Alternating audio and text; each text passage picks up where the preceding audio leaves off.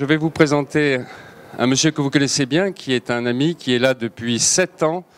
Chaque année, il nous présente une intervention avec beaucoup d'excellence, toujours passionnant, une réflexion, une proposition de réflexion sur la physique, la science, l'avenir et surtout le temps, bien sûr, puisque c'est un spécialiste du temps. Donc physicien, philosophe des sciences, directeur de recherche au CEA. Il dirige actuellement le laboratoire de recherche sur les sciences de la matière installé à Saclay. Il est l'auteur de nombreux ouvrages, dont un tout dernier sur lequel il apporte une touche finale et qui sortira en septembre, consacré à Ettore et Majorana. Je vous propose d'accueillir Monsieur Étienne Klein. Merci, passez une belle soirée. Bonsoir à tous, merci à Jean-Noël pour son invitation et sa présentation.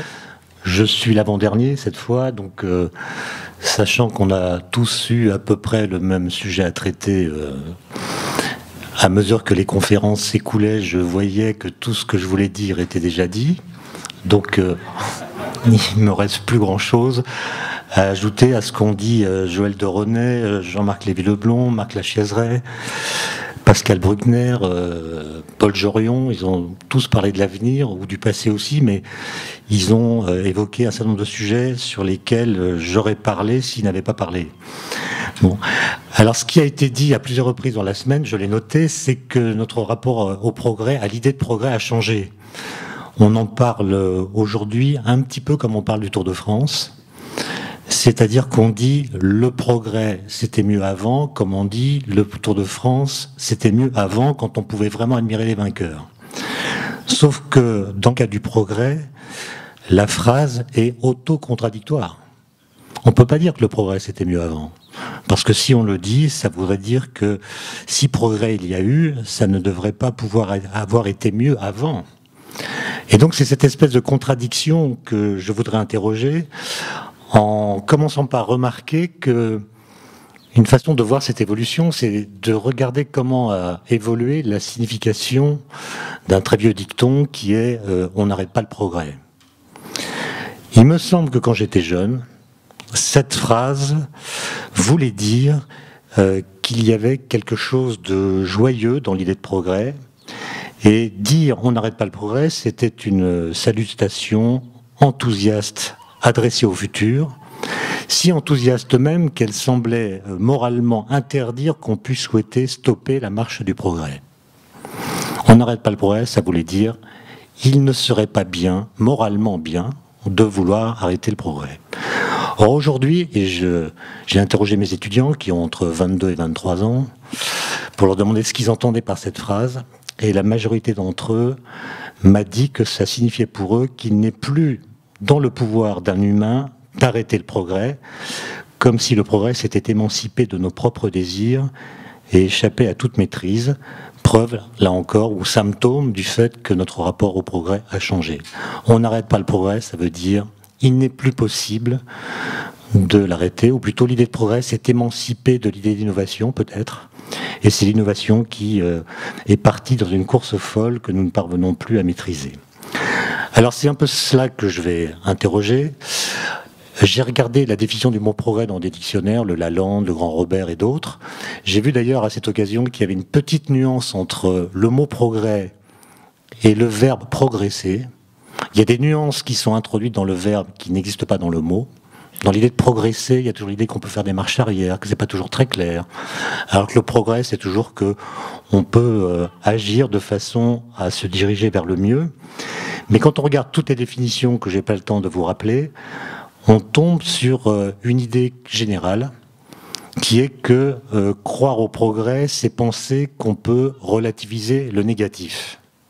C'est-à-dire que le pur négatif n'existe pas, le négatif absolu n'existe pas. Ce qui ne va pas, le négatif, c'est ce sur quoi on va pouvoir travailler, à condition de faire des efforts, pour le sortir de sa négativité. Et donc, c'est penser que le négatif est relatif, puisqu'on peut l'inverser au prix d'un travail qui le change en son contraire. Et il me semble que le XXe siècle, on en a déjà beaucoup parlé, a obligé à relativiser cette idée. D'abord parce qu'on s'est rendu compte que ce qu'on appelle le négatif où le positif n'est pas si simple à définir, que même, et c'est ce qu'il y a peut-être de plus tragique dans l'histoire, qu'on peut faire le mal au nom du bien. D'ailleurs, quand on agit, c'est toujours au nom du bien, et on peut faire le mal en invoquant le bien. C'est d'ailleurs à peu près toujours ce qu'on fait. De sorte que cette définition un peu naïve du progrès est aujourd'hui réinterrogée et parfois même attaquée de façon tellement vive que l'idée de progrès semble ne pas pouvoir résister à toutes les critiques qu'on lui fait. Alors, cette idée de progrès, c'est une idée qui faisait, je parle au passé, c'est une idée qui faisait aimer le temps historique, au sens où c'est une idée qui était doublement consolante.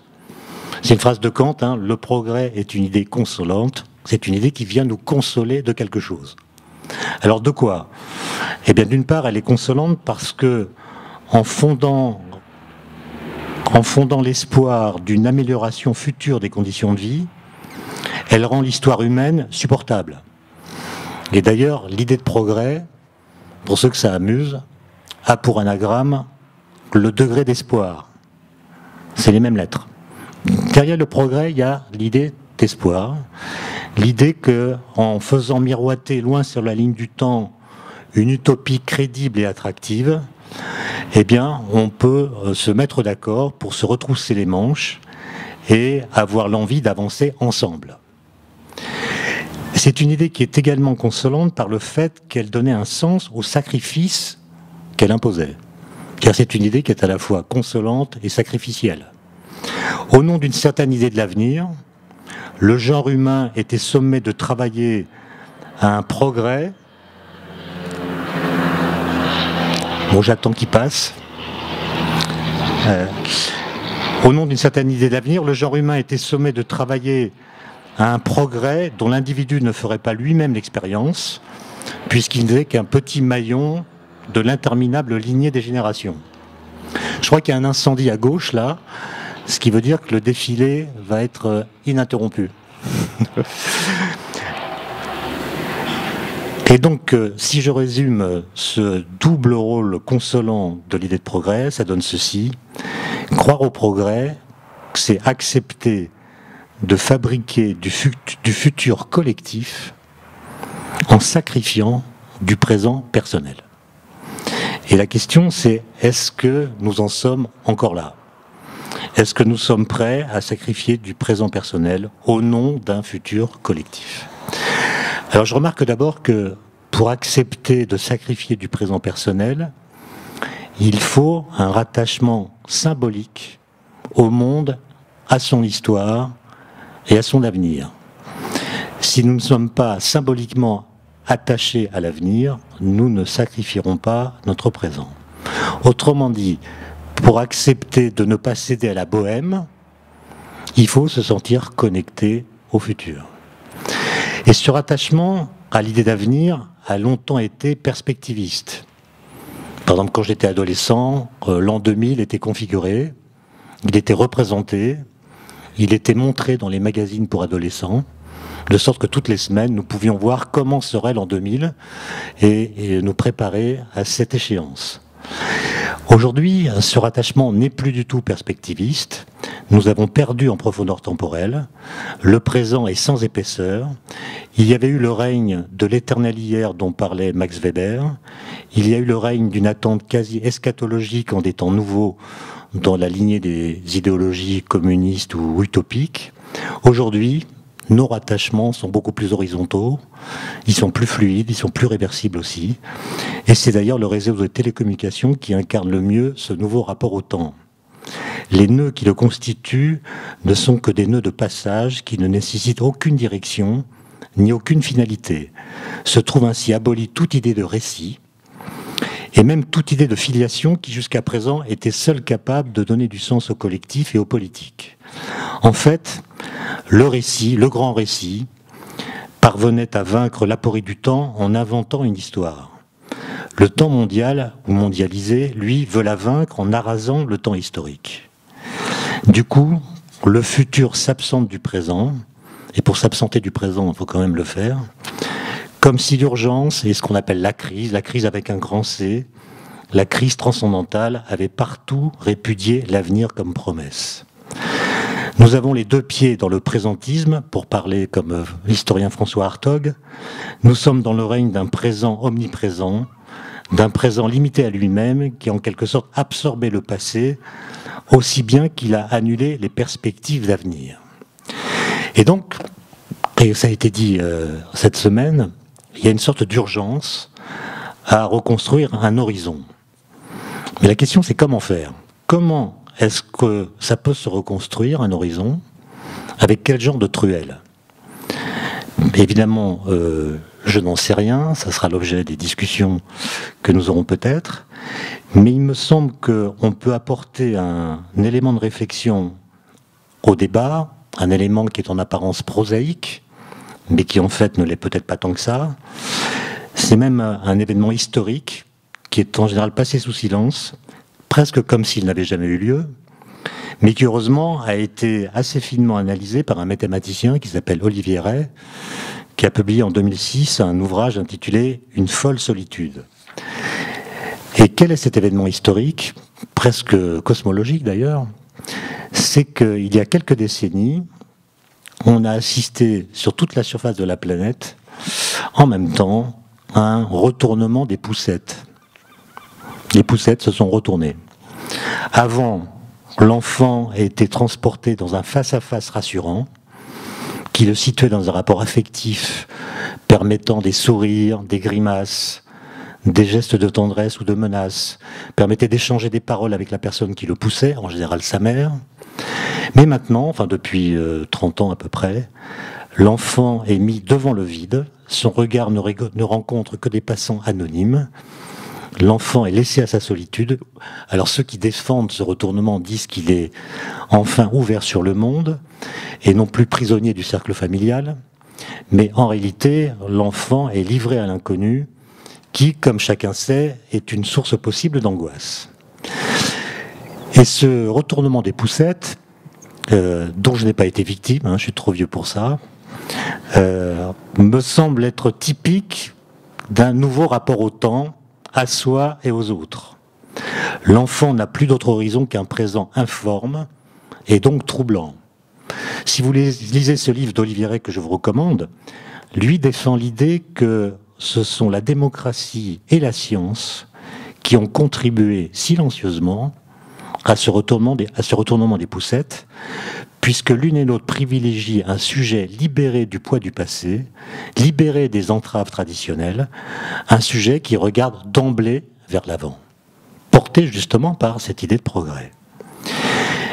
Il retrace au passage la longue histoire de l'émancipation de l'individu, partant du présent pour remonter vers l'élan de l'idéal démocratique et du projet scientifique et technique, avant d'en revenir à l'apogée de la technoscience dont a parlé Jean-Marc, et dans laquelle nous sommes aujourd'hui.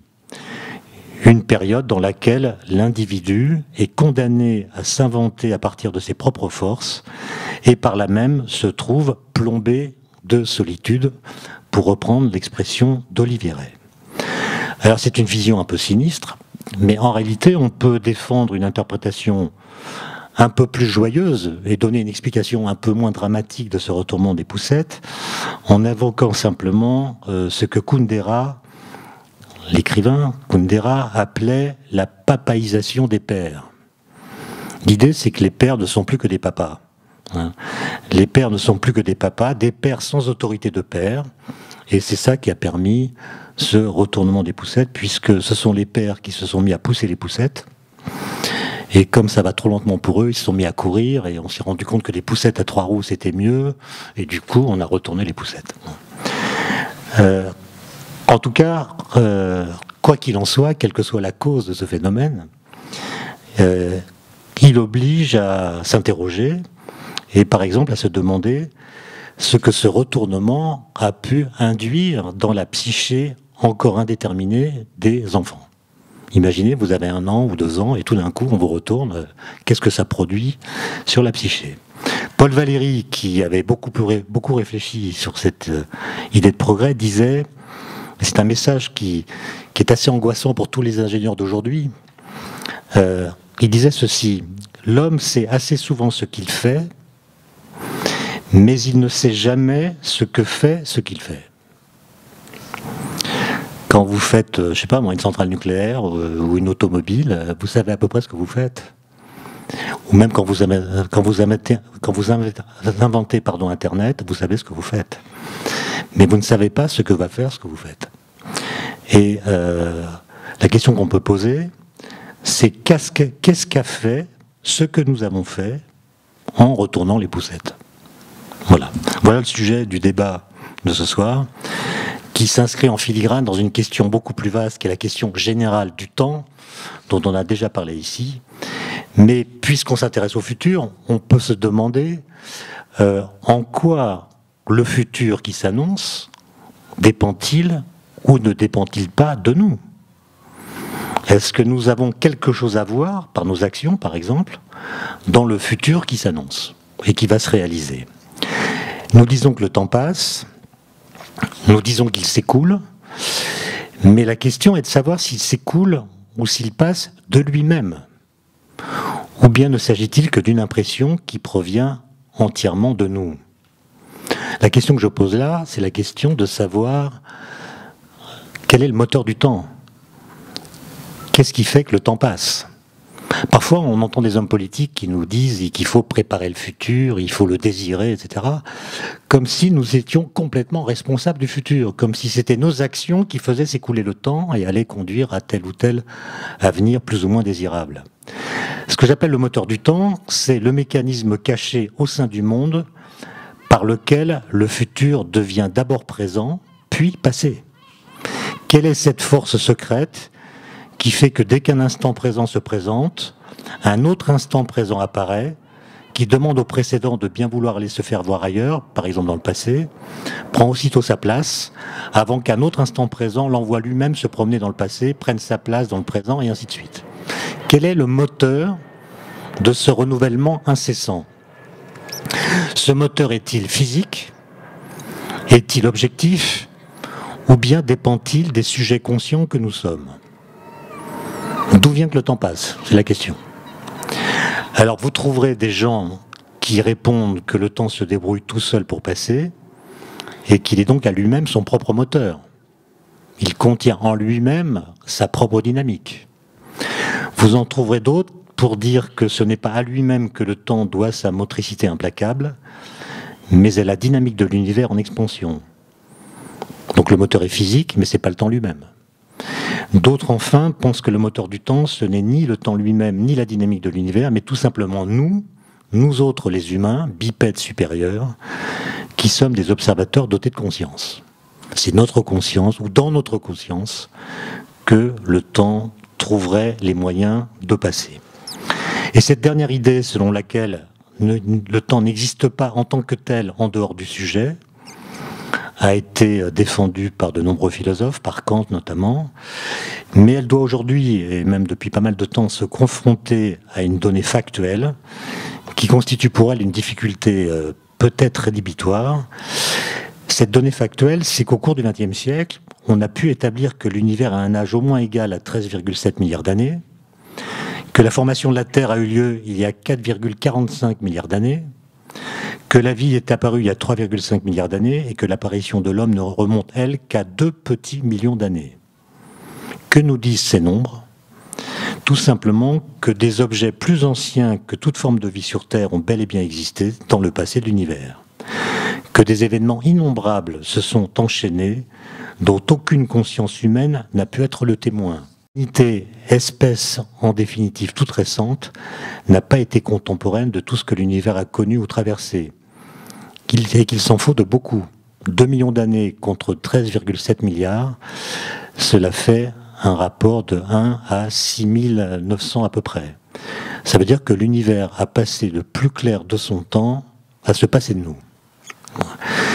Et donc, dès que vous confrontez ces résultats au discours qui défendent l'idée que le temps n'aurait pas de réalité objective, qu'il serait subordonné au sujet et ne pourrait exister sans lui, on voit surgir comme un problème. Si le passage du temps dépend de nous, n'existe que par nous ou que pour nous, comment le temps a-t-il pu se débrouiller pour s'écouler avant notre apparition? Si le temps a impérativement besoin de nous pour passer, comment expliquer que l'univers a pu se déployer pendant 13,7 milliards d'années alors que nous n'étions pas encore là pour produire l'écoulement du temps? Ce problème, on l'appelle, enfin il y a un philosophe français qui s'appelle Quentin Emeyasu qui propose d'appeler ce problème le paradoxe de l'ancestralité, a été pointé du doigt par pas mal d'auteurs et il me semble tout à fait légitime parce qu'il est très grave dès lors que, en cantonnant le temps dans le sujet, ou en voulant que le temps n'ait pas de réalité autrement que subjective, on s'interdit d'expliquer l'apparition du sujet dans le temps. Et donc on tombe sur une sorte de contradiction.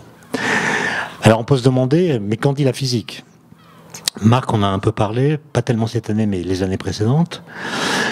Je ne vais pas y revenir, simplement je vais signaler que dans ces formalismes ordinaires, ceux qui sont aujourd'hui utilisés dans les laboratoires, la physique classique, la mécanique quantique, la théorie de la relativité, le concept de temps, en fait d'espace-temps, je mets de côté la relativité générale, le concept d'espace-temps a le statut d'un être primitif.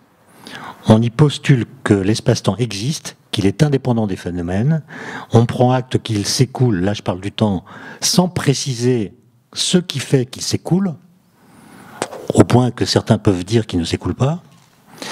Mais certaines théories qui sont aujourd'hui à l'ébauche, et dont Marc a parlé, qui travaillent au dépassement de la relativité générale et de la physique quantique, remettent en cause ce postulat, ce qui les conduit à questionner la nature même du temps. Le temps pourrait émerger, disent-elles, d'un substrat d'où il est absent. Il dériverait de concepts plus fondamentaux que lui-même. En d'autres termes, le moteur du temps serait produit de façon souterraine par une sorte d'inframonde physique. Quel est cet inframonde? Bon, c'est toute la question, il y a évidemment plusieurs pistes, mais pour ceux d'entre vous qui étaient là l'an dernier, vous vous souvenez qu'Alain Kohn nous a fait un exposé dans lequel il expliquait que le moteur du temps pourrait être, en tout cas c'est ce qu'il pense, enclenché par la non-commutativité inhérente au formalisme de la physique quantique. Alors qu'est-ce qu'on appelle la non-commutativité? Eh bien on pourrait dire que le B.A.-bas de la non-commutativité, c'est quand BA n'est plus égal à AB. C'est-à-dire c'est quand l'ordre des facteurs a un effet sur le résultat de la multiplication en l'occurrence. Et ce qu'a expliqué Alain Kohn l'an dernier, c'est que le temps ne serait qu'une réalité secondaire, surnageant sur des structures physiques plus profondes que lui, et ne le cantonnons pas à toute petite échelle. Et si vous lisez d'ailleurs son dernier livre, qui s'appelle Théâtre quantique, vous trouverez dedans des phrases du style « c'est l'effervescence quantique qui engendre le passage du temps », ou bien encore « l'aléa quantique est le tic-tac de l'horloge divine », ou bien encore « un état sur une algèbre non commutative engendre son propre temps ». Et si je vous parle de cela, c'est parce que lors d'un dîner ici au Lazaret avec Alain Kohn, nous avons évidemment parlé d'anagramme. Sujet qui ne l'a pas beaucoup intéressé, enfin qui ne l'avait pas beaucoup intéressé. Et comme il a beaucoup travaillé sur le boson de Higgs, et l'an dernier on venait d'annoncer la découverte du boson de Higgs, qui s'est d'ailleurs confirmé depuis, je lui avais dit que le boson scalaire de Higgs, c'est le nom de la particule, a comme anagramme l'horloge des anges ici-bas. L'horloge des anges ici-bas. Et cet anagramme l'a rendu complètement fou. Il est parti à Venise avec son épouse et le résultat de cette folie, c'est le livre que je viens de citer, Théâtre quantique, dont le sous-titre est L'horloge des anges ici-bas. Parce qu'il avait l'impression que le boson scalaire de Higgs, c'est une particule qui donne leur masse aux particules. Pour qu'un temps propre existe, pour un observateur, il faut qu'il ait une masse non nulle. Donc tout ça a fait sens pour lui.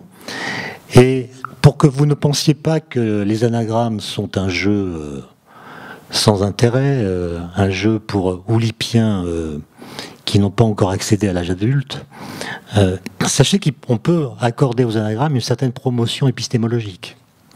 Marc, hier, a parlé de la physique quantique. Vous n'êtes pas tous spécialistes de la physique quantique, mais Dans les années 20, 25, 26, quand la physique quantique a commencé d'avoir un formalisme à peu près opératoire, les physiciens se sont demandé mais qu'est-ce qu'il y a de vraiment différent entre la physique quantique et la physique classique?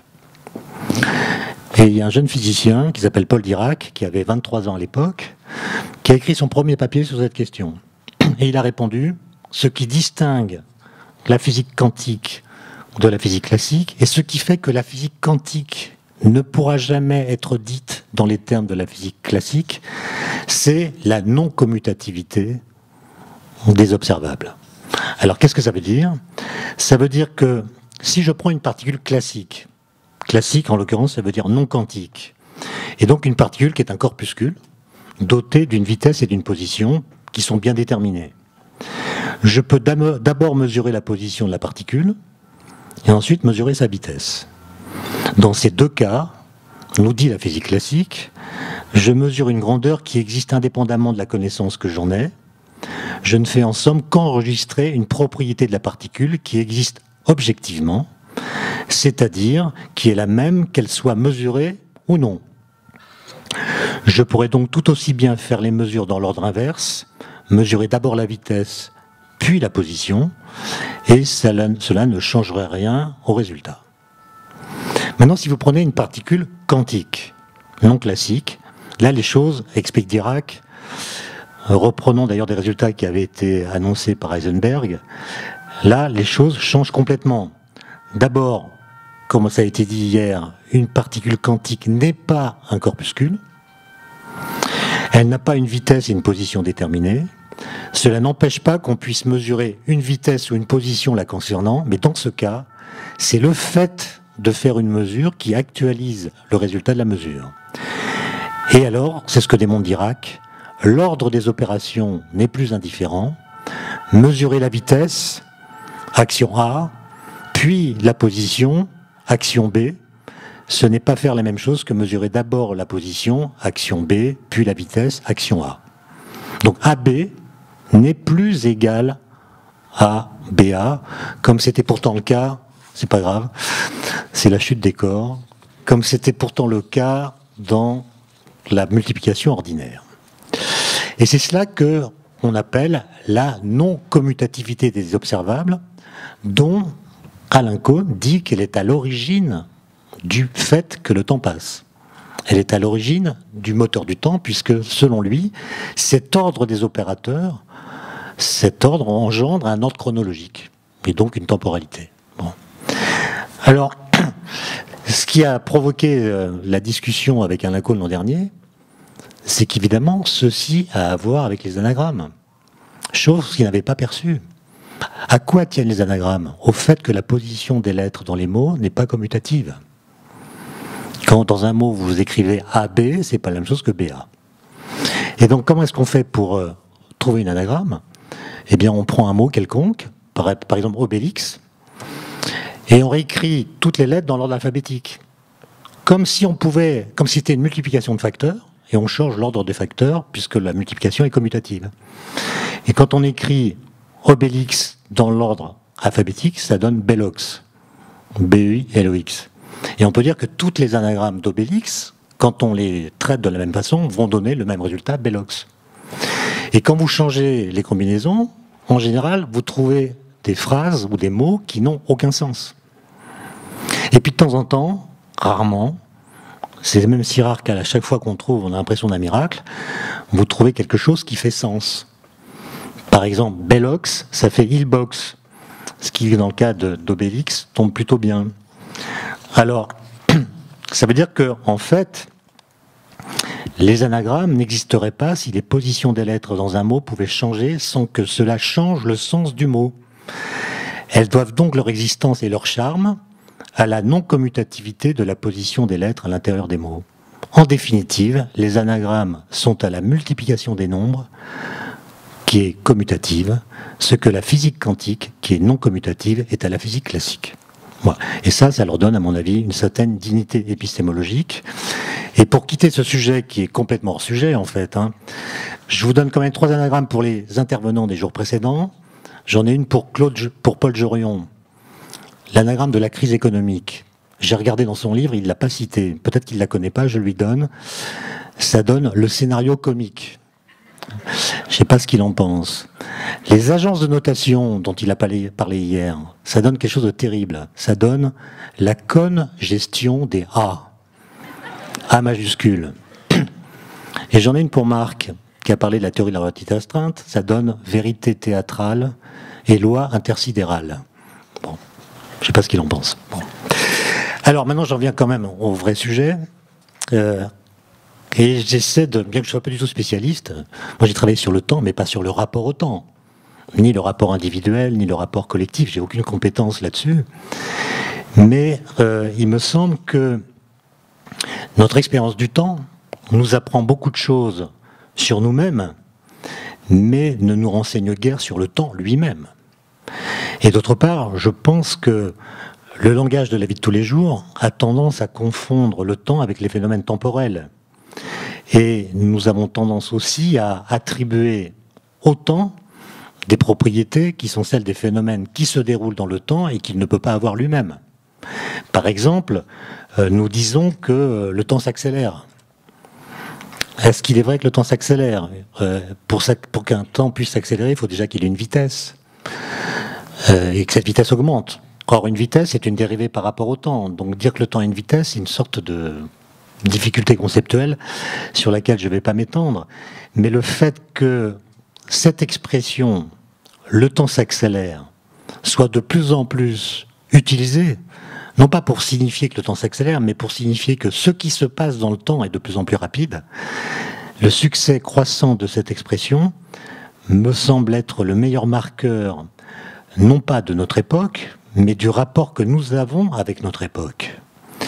Proclamer simplement parce que le rythme des événements s'accroît par le biais des informations, que c'est la vitesse même du temps qui augmente, c'est fabriquer un raccourci trompeur, un raccourci qui est même très efficacement trompeur puisqu'il déforme le rapport psychique que nous avons avec le monde et avec les autres.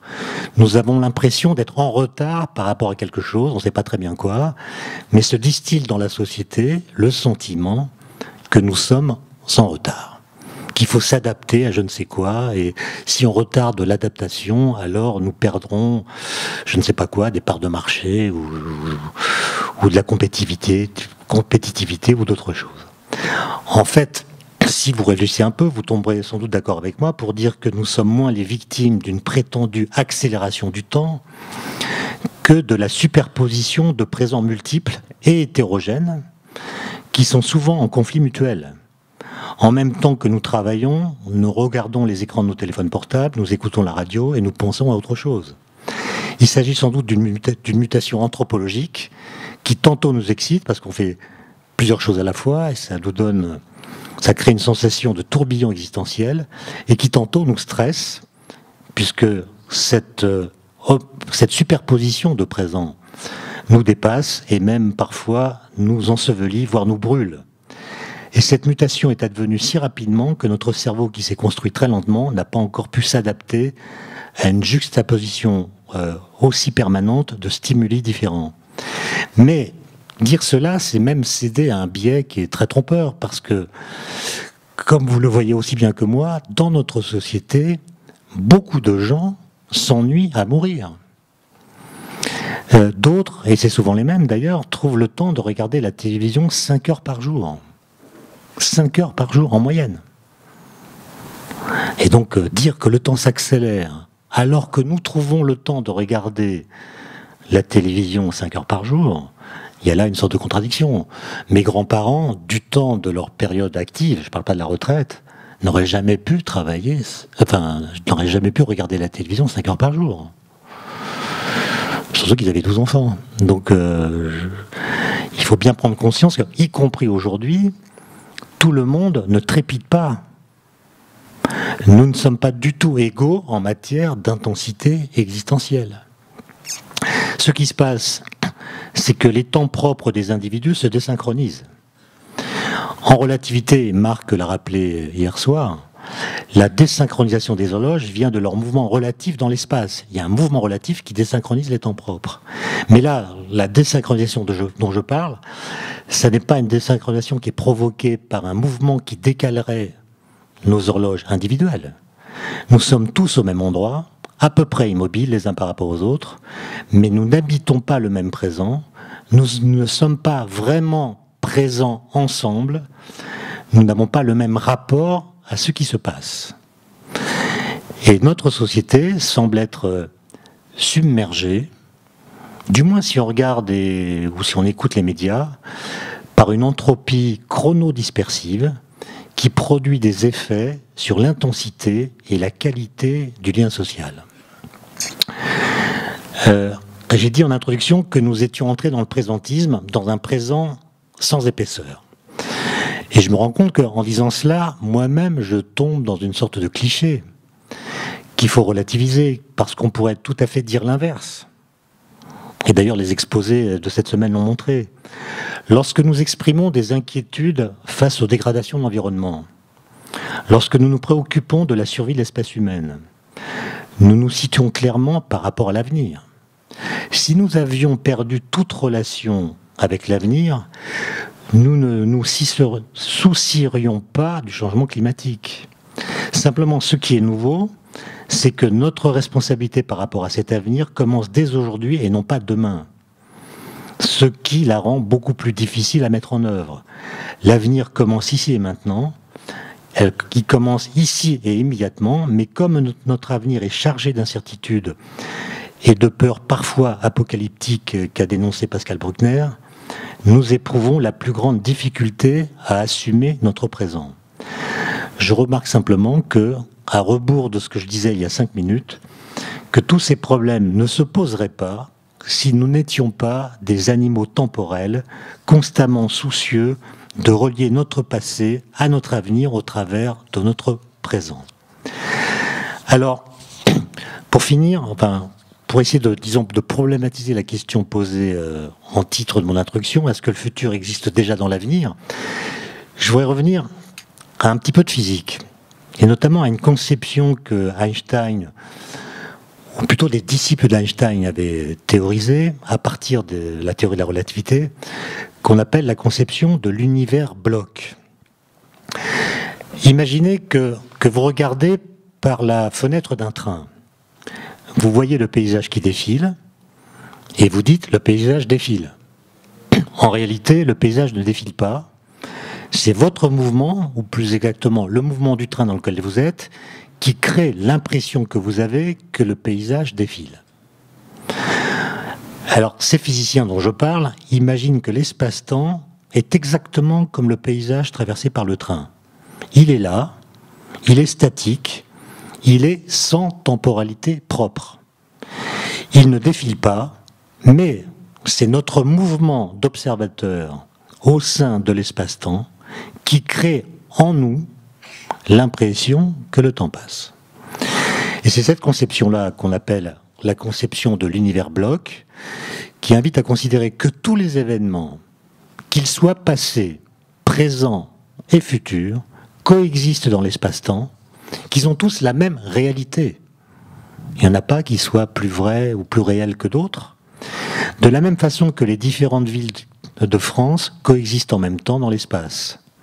Tandis que je suis à Ajaccio, Brest et Strasbourg existent tout autant qu'Ajaccio. La seule différence entre ces 3 villes étant que Ajaccio accueille présentement ma présence, ça ne va pas durer, alors que ce n'est le cas ni de Brest ni de Strasbourg. Dans ce cadre, tout ce qui a existé existe encore dans l'espace-temps, et tout ce qui va exister dans le futur existe déjà. L'espace-temps contient en somme l'intégralité de l'histoire de la réalité que nous ne pouvons découvrir que pas à pas. C'est un peu comme une partition de musique. Une partition contient l'intégralité d'une œuvre musicale, elle existe sous forme statique, mais dès que le morceau qu'elle contient est joué par un orchestre, elle se déploie temporellement au rythme des notes défilant l'une après l'autre. Autrement dit, c'est l'exécution du morceau qui le temporalise. Mais évidemment, comme toujours en physique, il y a des gens qui ne sont pas d'accord, qui s'opposent à cette conception et défendent, par exemple, mais il y a d'autres possibilités, ils défendent l'idée que seuls les événements présents sont réels. Et cette façon de voir s'appelle, on s'en doute, le présentisme. Bon. Et donc la question c'est, est-ce que le futur existe déjà dans l'avenir ? Demain est-il déjà quelque part à attendre qu'on finisse par le rejoindre ? Quand vous pensez à demain, est-ce qu'il est quelque part ou est-ce qu'il est nulle part ? Est-ce que demain n'existe pas du tout ? Du moins tant que la succession des instants présents ne sera pas parvenue jusqu'au point d'où il surgira hors du néant pour ensuite y retomber.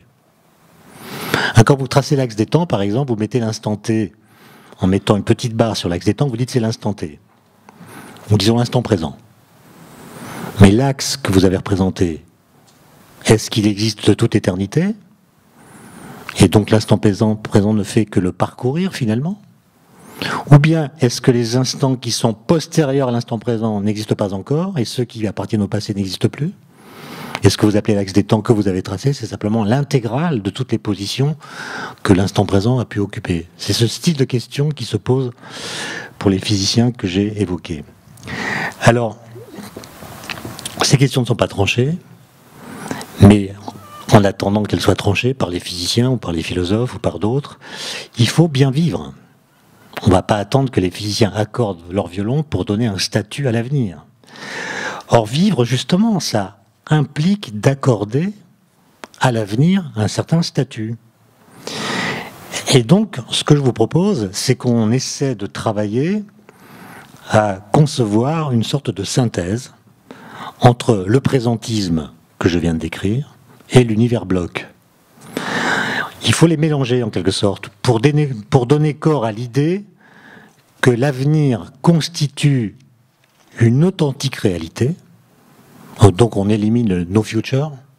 L'avenir est une réalité, mais cette réalité n'est pas complètement configurée, elle n'est pas intégralement déterminée, et on fait le pari qu'il y a de la place pour du jeu, qu'il y a des espaces pour la volonté, pour le désir, pour l'invention.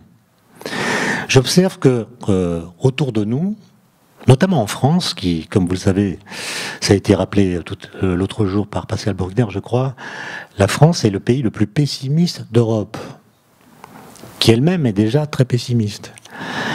Et on a l'impression que beaucoup d'entre nous attendent Godot. On attend Godot. Alors qui est Godot ? Alors ça dépend. Pour certains, c'est la croissance. Il y a même des gens très haut passés qui nous disent que la croissance va revenir avant la fin de l'année. Au motif que c'est un phénomène cyclique. Bon, donc elle va revenir, il n'y a rien à faire, il suffit d'attendre. Pour d'autres, c'est l'effondrement.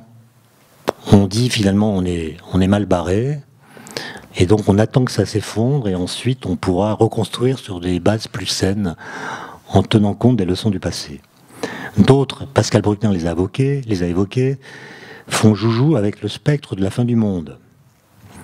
Notamment au CERN, on fait des collisions de protons, peut-être qu'on fait des mini-trous noirs qui vont engloutir la planète. Et à ce jour, il y a encore 2 procès adressés au CERN pour crimes contre l'humanité. Et d'autres, enfin, se disloquent dans une sorte d'immobilité trépidante. Et donc le mieux, c'est peut-être de faire le pari que l'an 2050, par exemple, ou on peut même commencer par 2020, si on est prudent, finira bien par atterrir dans le présent et tenter de construire entre nous et lui une sorte de filiation intellectuelle et même affective.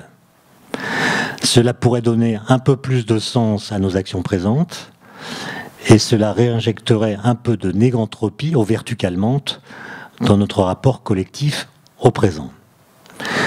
Alors je ne sais pas si j'ai encore du temps, mais je pense que je vais conclure et puis peut-être je garderai la suite pour les discussions.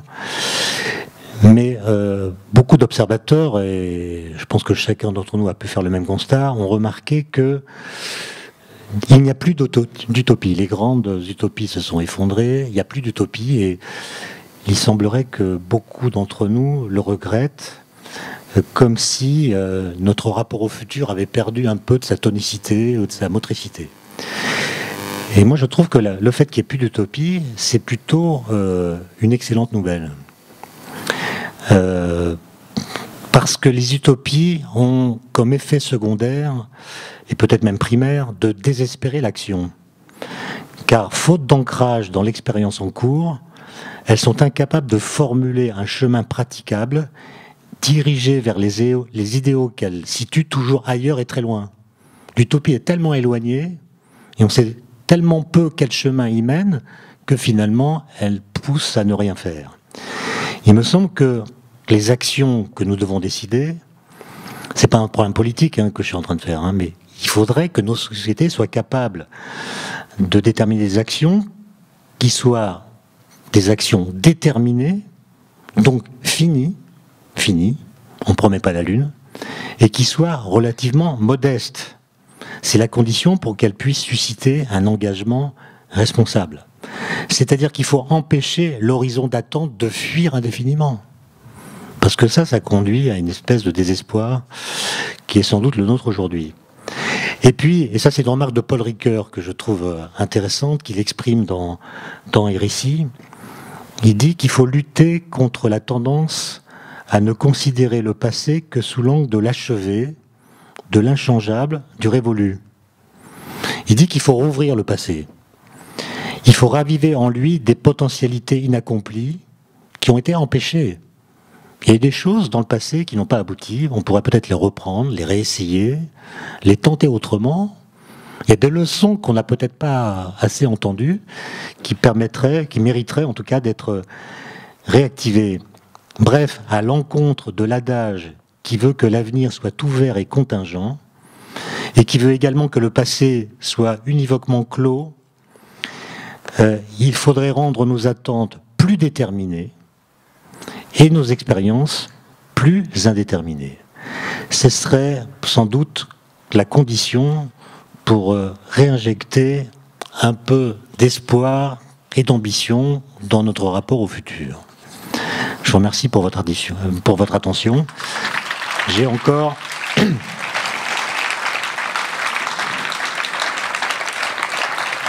Pour des raisons qui m'échappent, ma montre s'est arrêtée pendant mon exposé, donc je ne sais pas si j'ai parlé 20 minutes ou 1 heure, donc je m'arrête au nom du principe d'incertitude.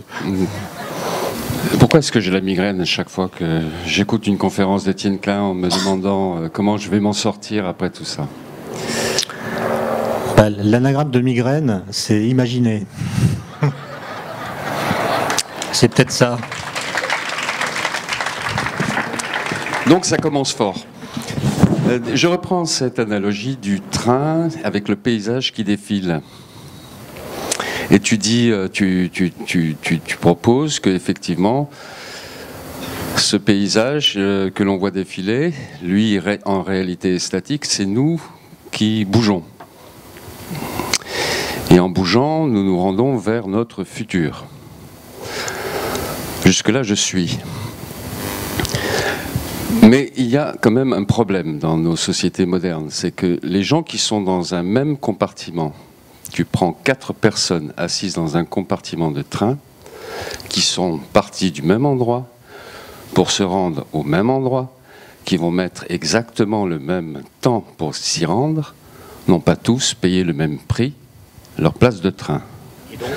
Et donc, ça veut dire qu'on est quand même dans un présent fait d'injustice. On me distribue un tract m'incitant à faire la révolution. Donc on me proposait en tout cas une image du futur qui était suffisamment crédible et suffisamment attractive pour que, toute affaire cessante, je prépare la révolution. Et vous voyez qu'en une génération, ce type de discours s'est complètement inversé, puisqu'aujourd'hui on fabrique, à mon avis, dans beaucoup de cas de façon légitime, une image du futur qui est suffisamment crédible et suffisamment répulsive pour que je fasse tout dans le présent pour que ce futur-là n'arrive pas. Autrement dit, en une génération, parce qu'entre ma jeunesse et maintenant il s'est passé une génération, la figure de la révolution a été remplacée par la figure de la catastrophe. C'est quand même extraordinairement rapide. Et c'est pas tout à fait un hasard. Par exemple, on a vraiment compris que la planète est finie. Une croissance infinie dans une planète finie, c'est mathématiquement et donc physiquement impossible. Moi, je travaille au commissariat à l'énergie atomique et aux énergies alternatives. Et l'énergie, par exemple, c'est vraiment un problème. Je remarque qu'on en parle avec une certaine désinvolture. Par exemple, on parle de production d'énergie. Les physiciens, ils savent qu'on n'a jamais produit d'énergie et qu'on n'en produira jamais. L'énergie se conserve. Donc la seule chose qu'on peut faire, c'est prendre de l'énergie là où elle est et l'amener ailleurs, ou bien la transférer d'un système qui en a à un système qui n'en a pas ou qui en a moins. C'est tout ce qu'on peut faire. Mes voisins, par exemple, ils pensent que tant qu'il y aura des ingénieurs qui travaillent à la production d'énergie, il y aura de l'énergie. Eh bien non, il y aura de l'énergie tant qu'il y aura de l'énergie. Voilà, donc quand on essaie d'extrapoler la population, l'énergie, les ressources, même en inventant ou en imaginant des systèmes nouveaux de production, alors pas d'énergie, mais disons d'énergie primaire en tout cas, on est embarrassé. Donner 80 milliards de joules par personne et par an, ce qui est la consommation moyenne d'un Français, à 8 milliards de personnes, personne ne sait faire. Et quand on a un scénario qui, en tirant dans tous les sens, permet d'envisager de le faire, ça correspond à une émission dans l'atmosphère de tous les atomes de carbone qui sont dans la croûte terrestre, et il se peut que l'atmosphère le vive très mal. Et donc on voit des espèces de murs. Quand on extrapole, on voit un mur. Et c'est la même chose pour beaucoup d'autres sujets. Et donc moi je comprends. C'est pour ça que les discours catastrophistes ne me choquent pas a priori. Je comprends qu'on s'interroge sur la bonne façon de faire. Sauf à sombrer dans le cynisme et à dire nous avons de la technologie et donc on laisse les choses dériver et ceux qui ont la meilleure technologie s'adapteront mieux que les autres et de toute façon il y aura des catastrophes pour le coup. Je vois pas pourquoi les catastrophes c'est éliminé par exemple. Il y a toujours eu des catastrophes, il y en aura encore et puis dans une sorte de logique darwinienne, ceux qui sont les mieux armés se débrouilleront sans qu'on puisse d'ailleurs très bien dire quelles sont les personnes qui sont les mieux armées. Donc je pense que l'avenir, c'est un vrai sujet. Et si vous regardez la question de l'énergie de près, vous verrez que construire un système qui soit moins inégalitaire qu'aujourd'hui, par exemple en faisant en sorte que le nombre d'esclaves énergétiques que chaque être humain a à sa disposition ne varie pas d'un facteur 1000 ou 10 000 entre ceux qui ont le moins et ceux qui ont le plus, c'est pas simple du tout. Non. Ce que j'appelle un esclavage énergétique, c'est le fait que un corps humain, pour son métabolisme, il a besoin de 100 watts de puissance. Et donc, l'énergie que consomme un être humain par jour pour son propre corps, c'est 2,0 kWh quand vous faites les bonnes conversions. Un repas, c'est 1 kWh. Donc on mange à peu près 2 repas et demi par jour, 2,5 kWh, 2,4, pour entretenir notre métabolisme. Et donc si chaque jour vous calculez votre consommation d'énergie, celle que vous avez utilisée, pas vraiment consommée d'ailleurs, utilisée pour vous déplacer, vous nourrir, vous chauffer, etc., vous allez diviser cette consommation journalière, qui s'exprime en kilowattheure, et vous la divisez par 2,4 kWh. Ça vous donne une idée du nombre d'esclaves énergétiques fictifs, c'est les machines qui en général ont fait ça, qui ont travaillé pour vous. Et pour un Français, c'est 200. Donc il y a 200 esclaves énergétiques qui ont travaillé pour vous. Pour un Américain, c'est 400. Pour un habitant du Bangladesh, c'est 20. Vous voyez, il y a quand même des très très grandes inégalités. Et on sait que l'indice de développement humain, ce qu'on appelle l'IDH, qui tient compte de l'espérance de vie, de l'accès aux soins, du système d'éducation, qu'on peut donc attribuer à chacun des pays de la planète, cet indice de développement humain qui croît linéairement avec la consommation d'énergie, quand celle-ci est faible, puis il atteint un plateau, et puis quand vraiment on a beaucoup de consommation par habitant, ça commence à décroître parce qu'il y a l'obésité, etc., comme aux États-Unis. Et donc l'idéal, ce serait d'amener toute l'humanité en haut de la montée, là où la consommation permettant cette IDH est la plus basse, et où tout le monde serait à peu près au même niveau, puisque quand on a trop de consommation d'énergie, on ne gagne pas en IDH. Il y a beaucoup de gens qui y travaillent, qui réfléchissent à ça, mais c'est des scénarios vraiment, vraiment très compliqués, parce que l'énergie est une grandeur en fait rare, pas toujours facilement accessible, et pour laquelle les États sont prêts à se battre et à faire la guerre. Qu'est-ce que tu entendais par la planète est finie? Ça m'a un peu choqué. Non, pas finie au sens temporel, au sens volumique. Il n'y a pas une quantité infinie de pétrole dans la planète, ni de gaz, ni de métaux précieux. C'est fini au sens... Dans la finitude des ressources énergétiques. Voilà. D'accord. Voilà. Est-ce que vous avez des questions à poser à Étienne? Paul Jorian. Et une... Merci Étienne pour cette heure passée sur le temps. Moi, j'ai pas eu la migraine. Au contraire, j'ai plutôt plané. Et je vais retenir une idée dans votre exposé, qui est cet inframonde qui donne cette énergie ou qui définit le temps, sur laquelle j'ai bien accroché. Et je voudrais que vous explicitiez un peu votre idée sur la réponse à la question. Pourquoi le temps a-t-il un sens unique? Pourquoi il avance irrémédiablement dans une direction donnée, sur un axe? Pourquoi il n'a que cette dimension-là? Et ce que je voudrais avoir dans la réponse à cette question, c'est est-ce que dans cette réflexion, il y a des pistes pour imaginer un avenir qui ne soit pas irrémédiable? Un avenir qui ne soit pas irrémédiable. Une fois que l'avenir sera passé, on ne pourra plus changer le passé. Je pense que la question du moteur du temps, je l'ai dit, à ma connaissance, elle n'est pas résolue. Maintenant, le fait que ça se déroule en sens unique, c'est le fait que, finalement, dès qu'un événement a eu lieu, ou dès qu'un instant s'est produit, dès qu'un instant est devenu présent, eh bien, il ne pourra plus se représenter. C'est ce qu'on appelle le cours du temps, c'est-à-dire que nous ne pourrons pas retrouver dans le futur un instant que nous avons déjà vécu dans le passé. Et ce cours du temps, il est contraint en physique par ce qu'on appelle la causalité. La causalité qui dit simplement que si un événement a eu lieu, il a eu lieu. On ne peut pas le toucher, donc on ne peut pas le reprendre, on ne peut pas faire comme s'il n'avait pas eu lieu, et on ne peut pas le modifier. Donc c'est l'idée que le passé ne peut pas être modifié en tant que tel. On peut changer nos discours sur lui, on peut changer notre façon de le comprendre, de l'interpréter, mais on ne peut pas changer le fait que les événements qui se sont produits se sont produits. Et donc, la question que vous posez, est-ce qu'on pourrait faire que le futur ne soit pas irrémédiable? Ça veut dire que est-ce qu'on peut en permanence garder des paramètres sur lesquels on peut jouer pour changer la trajectoire? Je pense que dans beaucoup de sujets c'est possible, mais dans d'autres c'est pas possible. Il y a ce qu'on appelle des cliquets d'irréversibilité. C'est-à-dire dès qu'une piste est prise et choisie, eh ben on est embarqué. On ne peut pas faire comme si on ne l'avait pas choisi. C'est le cas du nucléaire. Le nucléaire, un sujet que je connais un peu, on peut avoir toutes les opinions qu'on veut sur le nucléaire. C'est un sujet absolument libre.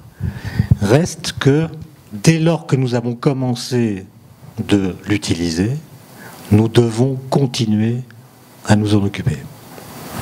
Soit pour produire de l'énergie, et même si on cesse de produire de l'énergie avec lui, il faut s'occuper des déchets. Ne pas s'occuper des déchets, ça serait vraiment irresponsable. Donc il faut s'occuper des déchets. Donc en la matière, le futur, nous sommes condamnés à un certain type de futur, même s'il y a des options différentes.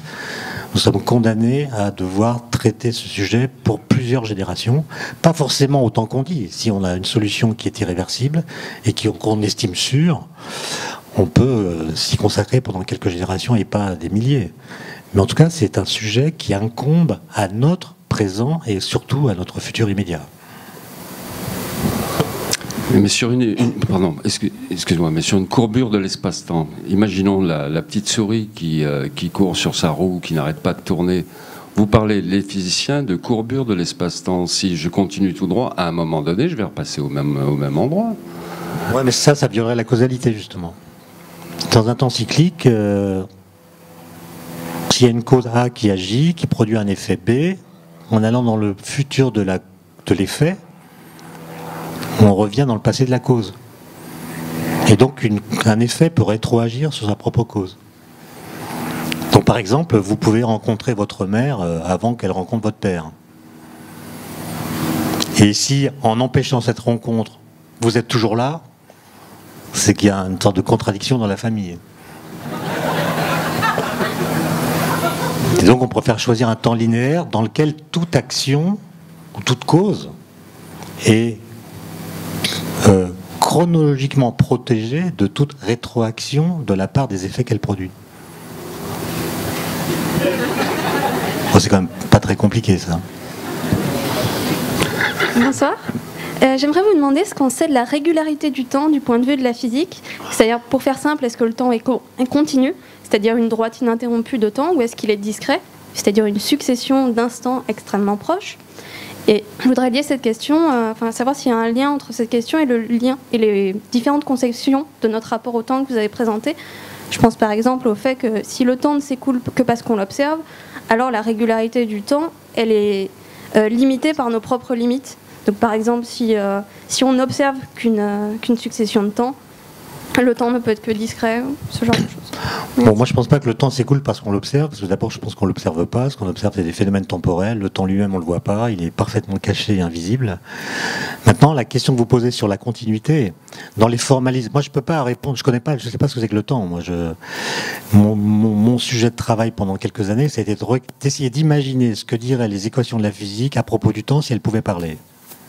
Par exemple, si vous interrogez les équations de Newton, et vous leur demandez, pour vous, qu'est-ce que c'est que le temps? Est-ce que les équations, d'abord, vont comprendre la question?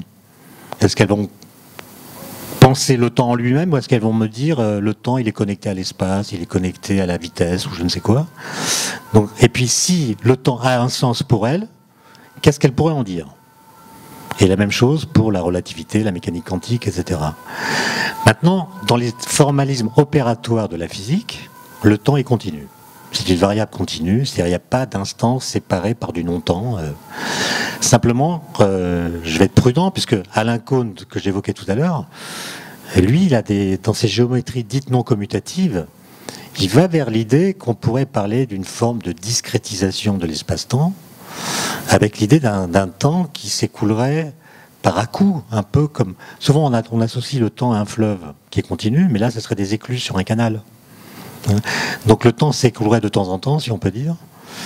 Mais j'ai jamais réussi à comprendre ce que ça veut dire vraiment, parce que si le temps s'arrête puis repart, quelle est la différence entre un temps discret comme celui que je viens de décrire, un temps continu? Et quand le temps s'arrête de passer et reprend, pendant combien de temps s'arrête-t-il de passer quand il n'y a pas de temps? Vous voyez, on tombe sur des espèces d'apories comme ça qui sont délicates. Mais moi, je ne veux pas préjuger. Peut-être qu'un jour, on trouvera en effet des équations qui nous invitent à penser un temps discontinu. Mais pour l'instant, dans les formalismes opératoires de la physique, ça n'existe pas. Mais je voudrais m'efforcer d'apporter une réponse à la question que tu as laissée ouverte et qui nous laisse dans un suspense un peu difficile à vivre. Owen Finlay McLaren est né en 1907 et mort en 1978. Il était sujet britannique, il était ingénieur dans l'aéronautique. C'est à lui qu'on doit en particulier le train d'atterrissage, du fameux de l'avion chasseur Spitfire.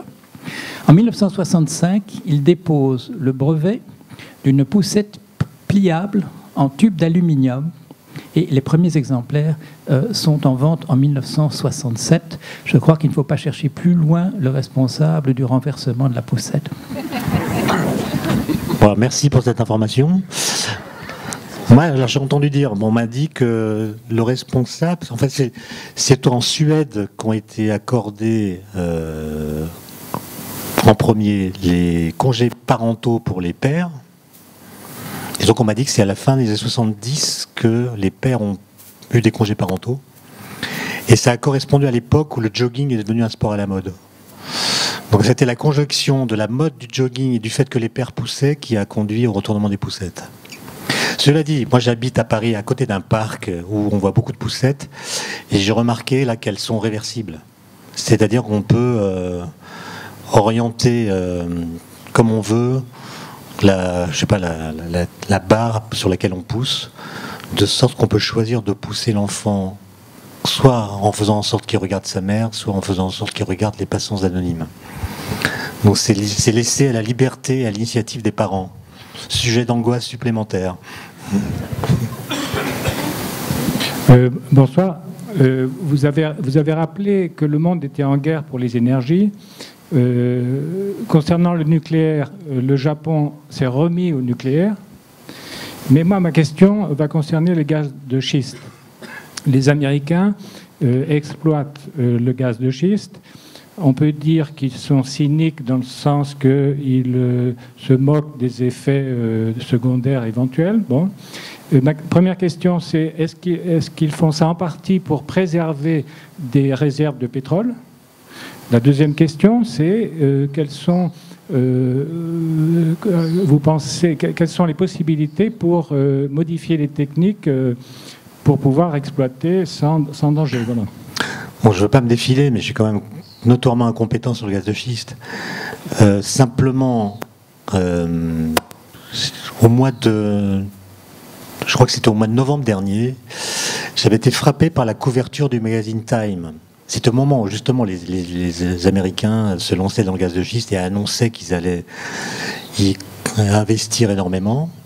La une du Time, c'était « The End of War », la fin de la guerre. C'est-à-dire, si on utilise le gaz de schiste, on n'aura plus à faire la guerre pour le pétrole. Et je me demande s'il n'y a pas là une clé de géopolitique fondamentale qui est délivrée par cela. Ça veut dire aussi qu'il y a un mépris souverain pour le changement climatique. Puisque le gaz de schiste émet des gaz à effet de serre, moins que le charbon, évidemment. C'est aussi ça l'ambiguïté du débat, c'est que de toute façon, on va brûler le charbon.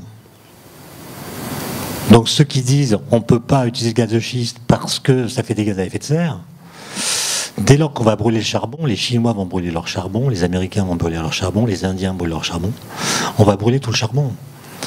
Donc si on brûle le charbon, pourquoi ne pas brûler les gaz de schiste? Voilà, c'est ça le... Même si intrinsèquement on peut dire que c'est pas bien de le faire, relativement au reste, pourquoi pas? Donc c'est des questions vraiment très compliquées. Et le fait, je me suis énervé un peu l'autre jour contre les climato-sceptiques, parce que je pense que la logique qu'il a emportée, c'est qu'on ne peut rien faire contre le changement climatique. On ne peut même pas chercher à l'amoindrir, à le tempérer, si j'ose dire. Et donc la logique cynique, implicite de cela, c'est qu'on va essayer de s'adapter du mieux possible. Et ce sont ceux qui s'adapteront le mieux possible à cette nouvelle situation qui s'en sortiront. Pour les autres, tant pis. Une autre question. Toujours sur le thème de l'énergie. L'énergie solaire est à l'origine de la plupart des énergies fossiles. Les fossiles sont issus de la vie et donc de l'énergie solaire. L'énergie solaire... Même le vent est une énergie solaire. Pardon ? Même le vent. Le vent est un surproduit, effectivement. Mais est-ce que ce que vous avez dit sur la limitation du potentiel énergétique ne peut pas être légèrement corrigé? Bon, si on couvrait, à la limite, si on couvrait le Sahara de panneaux solaires, on pourrait presque satisfaire à nos besoins énergétiques de l'Europe. Hein. Alors, mais la question que je voudrais vous poser, c'est, supposons par exemple qu'on développe également le soleil du plasma, là, vous voyez, sur lesquels on a lancé des recherches. Supposons qu'on débouche sur un potentiel énergétique, disons presque illimité. Est-ce que le danger pour la planète ne serait pas aussi grand que la pénurie d'énergie ? Notamment par le développement de l'activité humaine. Oui. Mais là, vous parlez du solaire photovoltaïque pour faire du courant électrique ou pour faire simplement de la chaleur, de l'eau chaude?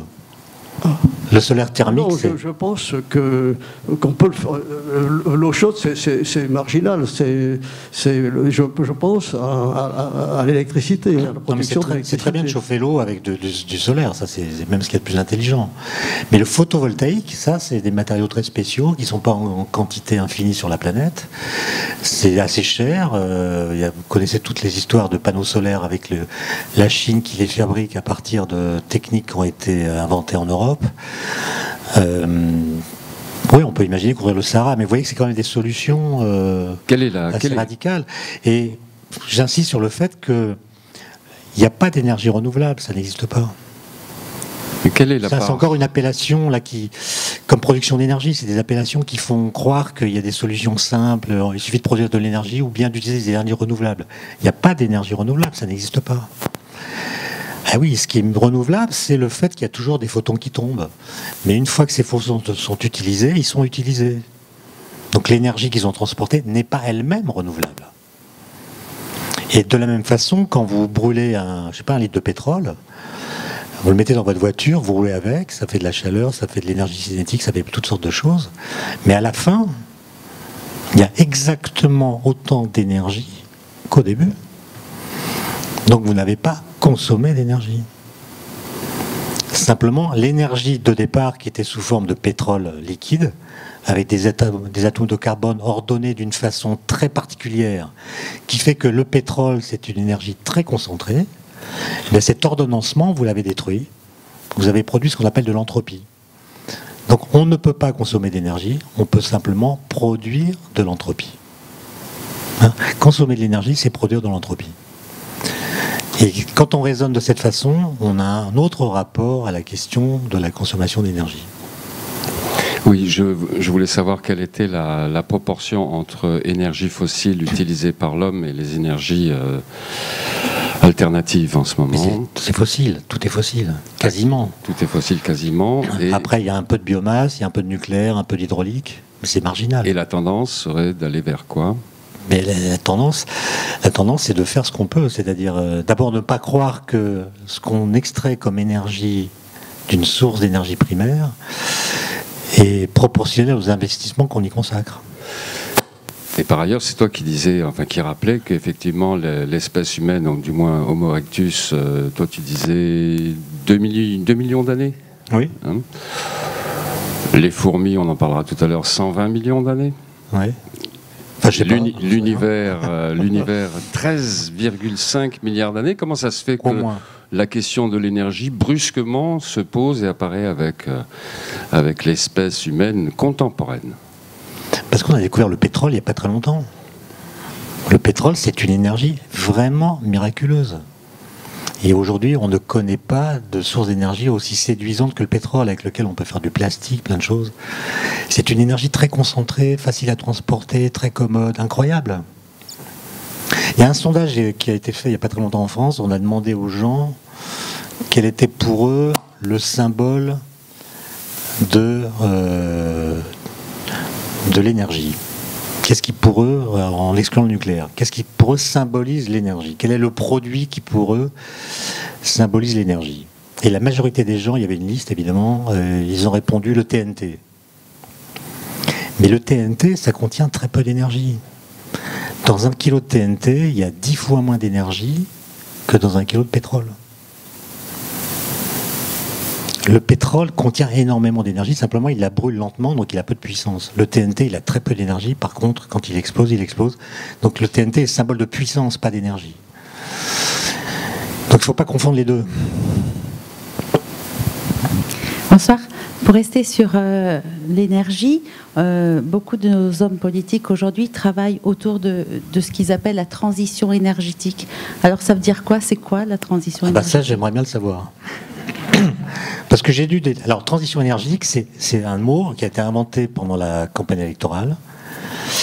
Et je n'ai pas trouvé de définition, parce que je me suis intéressé à cette question. Alors, pour les uns, ça veut dire sortir des énergies carbonées. Donc, en fait, des énergies fossiles. Sortir du pétrole, du charbon, du gaz, ce qui alors, pour le coup, est une transition d'une violence terrible.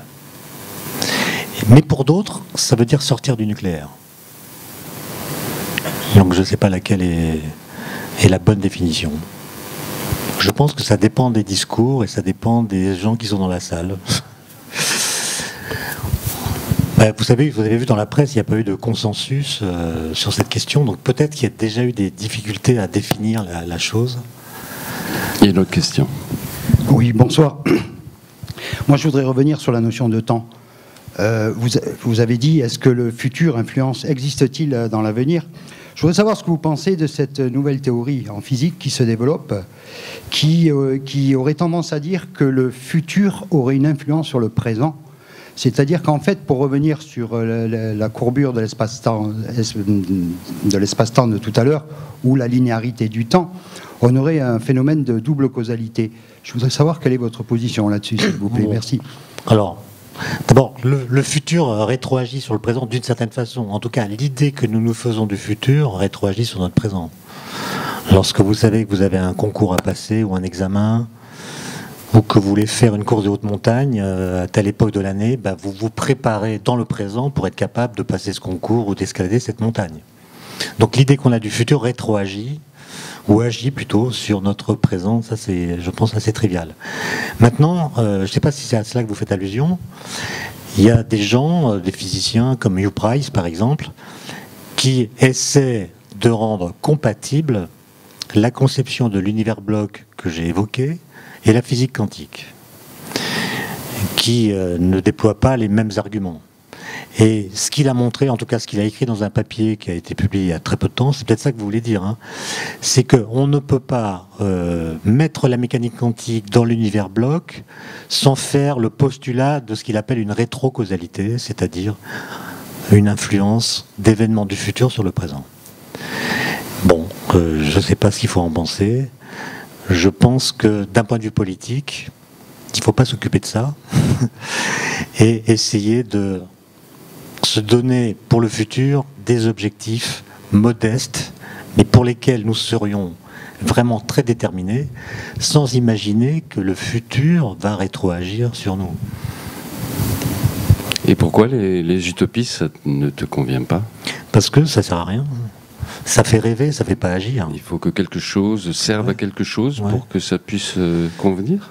Moi, je pense que c'est quand même très difficile de faire bouger l'humanité. Enfin, encore une fois, sans vouloir insister trop lourdement sur l'histoire du changement climatique, moi j'ai quand même été assez choqué de voir il y a 2 ans combien il était facile de fabriquer des stratagèmes intellectuels pour ne pas croire ce que nous savons. Nous savons des choses, mais comme elles nous sont désagréables, nous inventons des stratagèmes intellectuels, soit pour les mettre en doute, soit pour faire semblant de ne pas y croire, afin de pouvoir continuer à vivre tranquillement. Et le succès de ces opérations m'a laissé pantois, pour reprendre le terme de Pascal Bruckner. Pascal Bruckner qui lève la main justement.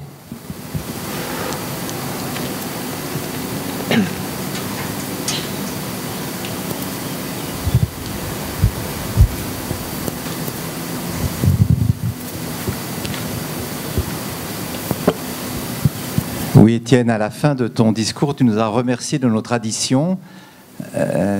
Alors c'est un joli lapsus, mais nous n'allons pas te présenter l'addition. C'est ce qu'on a entendu ici. Je vous remercie de vos traditions, donc il faut qu'on en discute tous les deux pendant le repas.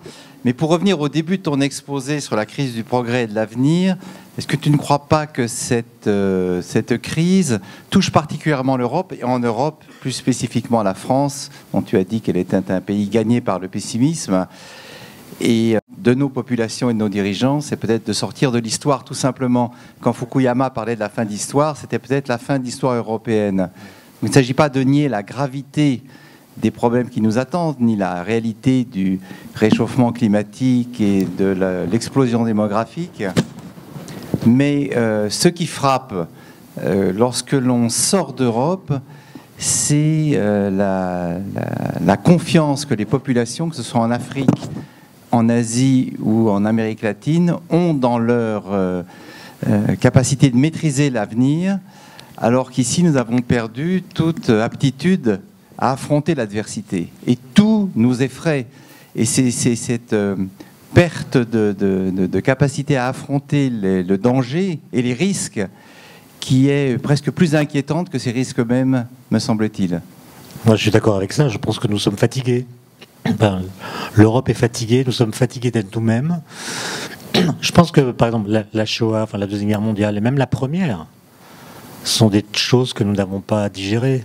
Inconsciemment, elles continuent d'être des entraves à nos projections dans le futur, puisque finalement l'humanisme est mort d'une certaine façon. Il est mort pendant la Deuxième Guerre mondiale, mais il était mort aussi dès la Première. Je pense qu'il y a ce texte de Drieux-La Rochelle qui raconte la bataille de la Somme. Je crois qu'il l'a faite, cette bataille. Il raconte comment ses copains étaient dégommés par des mitrailleuses. Et parfois, le corps de ses copains quittait l'uniforme et l'uniforme tombait à la verticale, tandis que le corps partait à l'horizontale. Il y a un texte, je ne veux pas le citer parce que j'en ai pas la mémoire exacte, mais il écrit, je me souviens de la phrase, il écrit « Ces mitrailleuses nous assassinaient comme de vieux calculs oubliés ». C'est-à-dire que là, il y a un renversement de la technique. La technique est là pour tuer les gens et non plus pour garantir un progrès. Donc, je pense que l'Europe, elle est fatiguée du fait qu'elle a compris, outre ce que je viens de dire, que le progrès n'est pas un soulagement.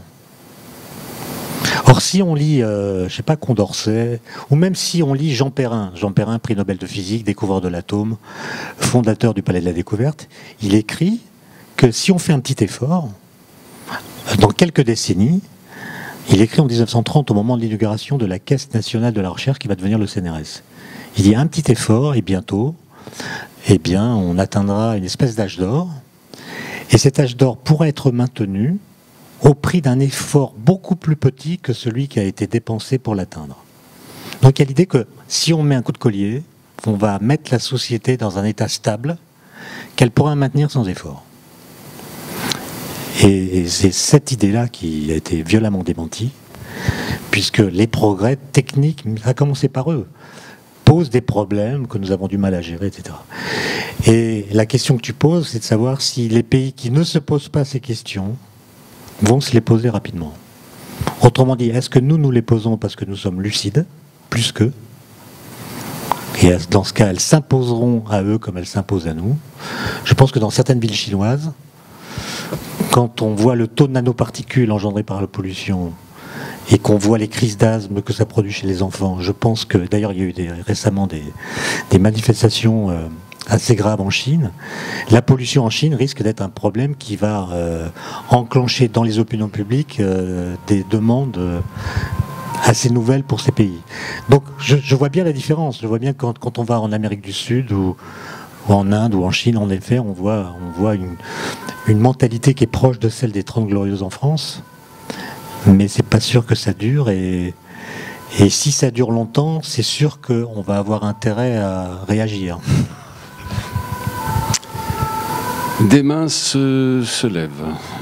Une, deux, on a...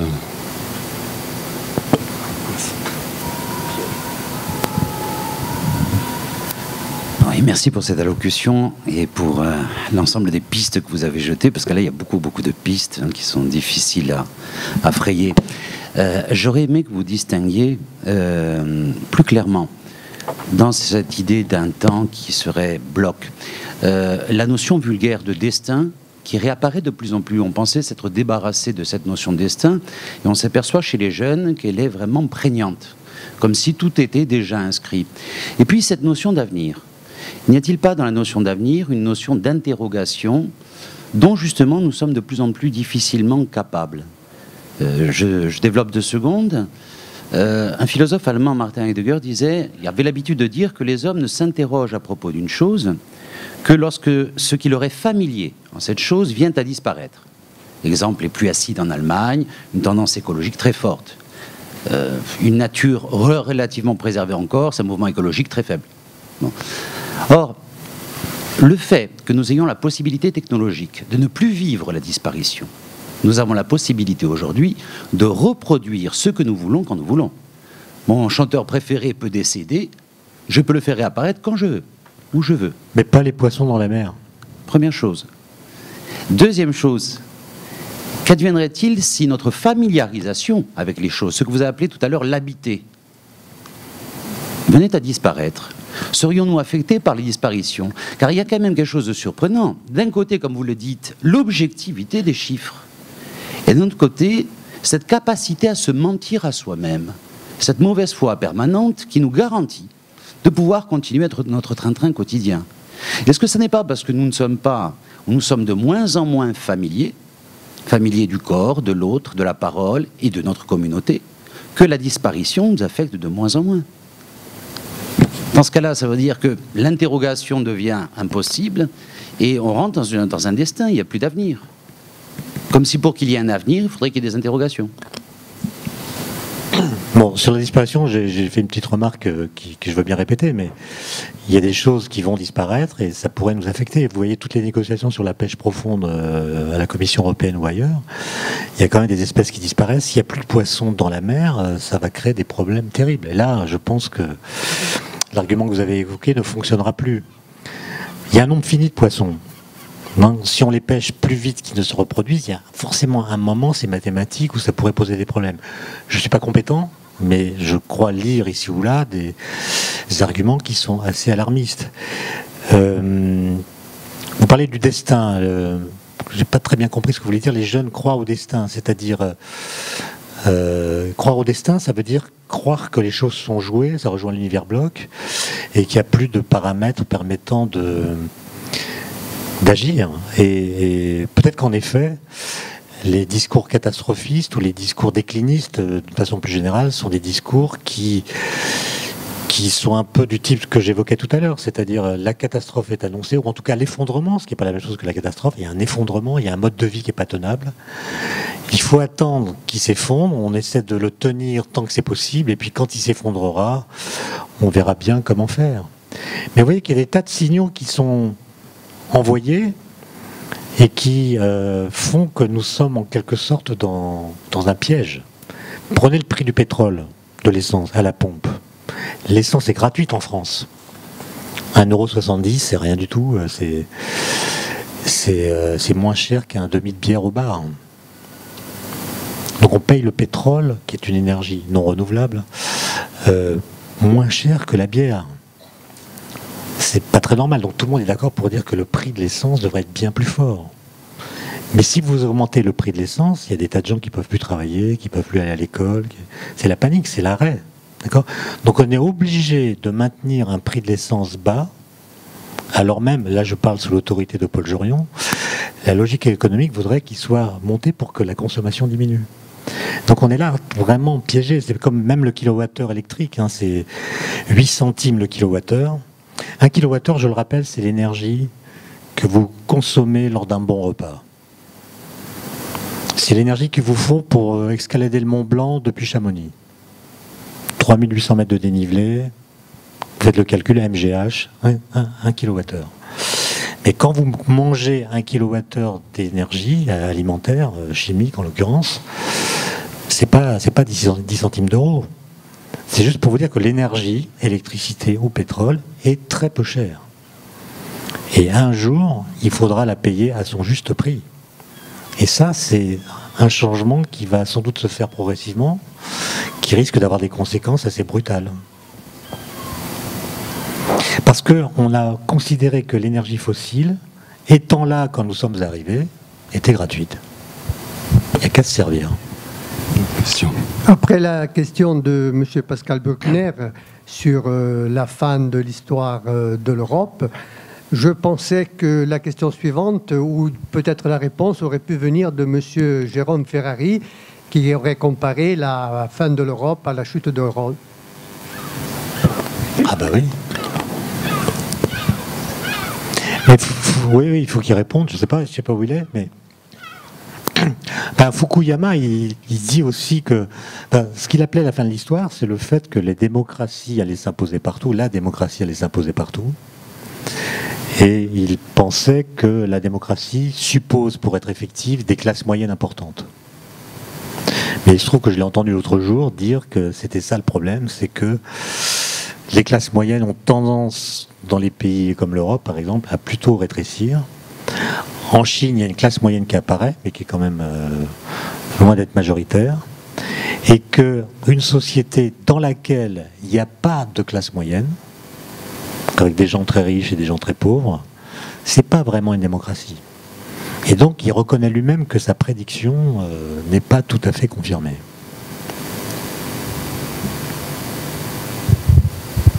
Et s'il y a des très riches et des très pauvres, c'est à peu près sûr qu'il y aura encore de l'histoire. Encore là-bas. Et est-ce que la démographie est un élément qui peut influer sur les visions de l'avenir ? C'est-à-dire, donc là, on fait des extrapolations à partir d'une population terrestre donnée, à partir d'un niveau de vie donné, à partir d'un confort donné. Nous-mêmes, nous nous projetons dans l'avenir comme si nous étions en mesure d'exister dans 100 ans ou dans 200 ans, alors que dans 200 ans, ce seront d'autres générations qui vont nous remplacer, qui n'auront absolument pas vécu ce que nous avons vécu, qui ne n'auront peut-être même pas le souvenir, qui certainement auront d'autres visions. Mais pour l'heure, on a quand même un problème, c'est le problème de la démographie. C'est bien le problème de la démographie qui se rattache au problème de l'énergie, au problème de l'alimentation. Pourquoi augmenter le prix de l'essence ou le prix de l'électricité, si ce n'est pour le rationner en quelque sorte, le rationner à quelques-uns? Donc, quand nous serons encore plus nombreux, que va-t-il se passer? On augmentera encore les prix? Ah mais alors, ça veut dire qu'il faudrait se poser la question de savoir combien d'êtres humains ont le droit de vivre sur Terre. Ah non, mais c'est peut-être en filigrane la question que se posent certains aussi. Sans doute, mais c'est pas à moi d'arbitrer ce débat. Je pense que c'est pas aux politiques de décider qui a le droit de vivre et qui n'a pas le droit de vivre. Le Club de Rome, par exemple, qui a été cité, lui faisait des prospectives. D'ailleurs, c'était intéressant. Il avait fait des simulations numériques très sommaires avec des ordinateurs qui était à l'époque beaucoup moins puissant qu'un téléphone portable d'aujourd'hui. Mais il avait fait des simulations qui montraient que quand on croise toutes les courbes, c'est-à-dire quand on fait monter la population, la consommation d'énergie, les effets sur la pollution que ça peut avoir, etc., quels que soient les scénarios, c'est la conclusion du rapport, le rapport Meadows, ils disent que quelle que soit la trajectoire qu'on suit, ça aboutit à ce qu'ils appellent un effondrement. Mais l'effondrement, c'est pas la catastrophe, hein. Un effondrement, c'est simplement une rupture assez radicale dans le mode de vie qui peut avoir des conséquences démographiques. Donc, s'il y a lieu de réduire la démographie, ça se fera sans doute par ce biais-là, qui est un biais que je trouve préférable au génocide. Non, mais ça voudrait dire aussi que peut-être, avant de se poser la question de savoir où trouver les sources d'énergie dans le futur, peut-être doit-on dès maintenant nous poser la question: quel type de mode de vie envisager? Ça, c'est une question théorique. Ce serait prendre le problème à l'envers et dire, voilà, on prend un être humain, quelle quantité d'énergie doit-il consommer chaque année, quelle part peut émettre des gaz à effet de serre, etc.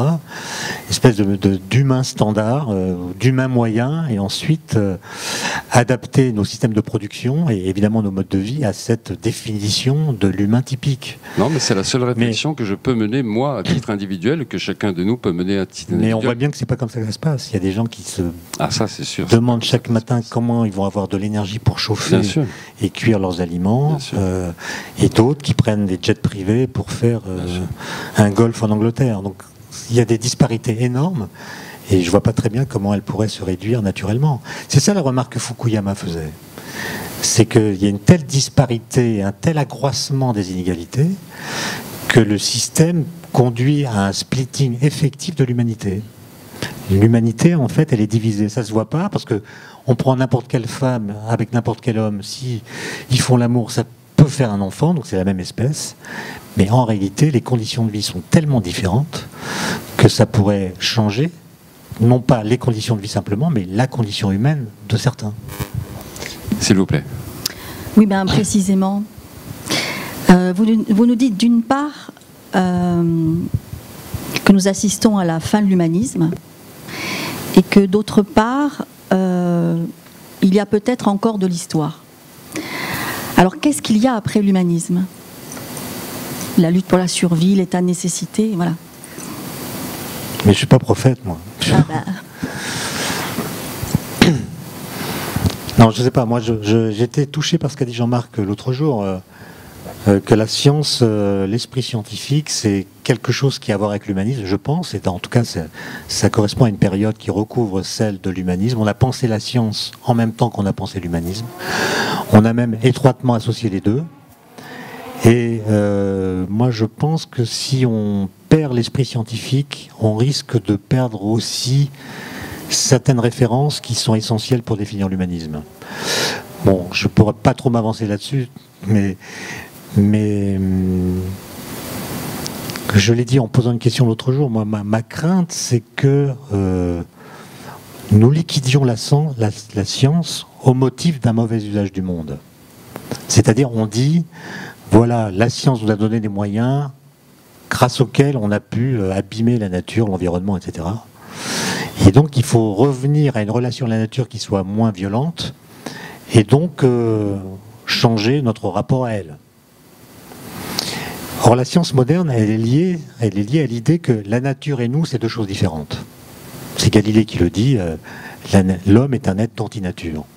Non pas au sens où il est contre la nature, mais au sens où il pense que la nature est une entité autre que lui-même. Il est transcendant par rapport à elle. Et on voit bien, et donc on peut puiser infiniment dans la nature, indéfiniment, et ce qu'on voit, c'est qu'il y a des rétroactions de la nature, par le changement climatique ou d'autres choses, ou simplement par sa propre limitation, qui oblige à changer le rapport que nous avons avec elle. Et donc l'idée, ce serait d'arriver à changer notre comportement avec la nature, sans liquider la science et les connaissances scientifiques qui sont à l'origine de l'humanisme.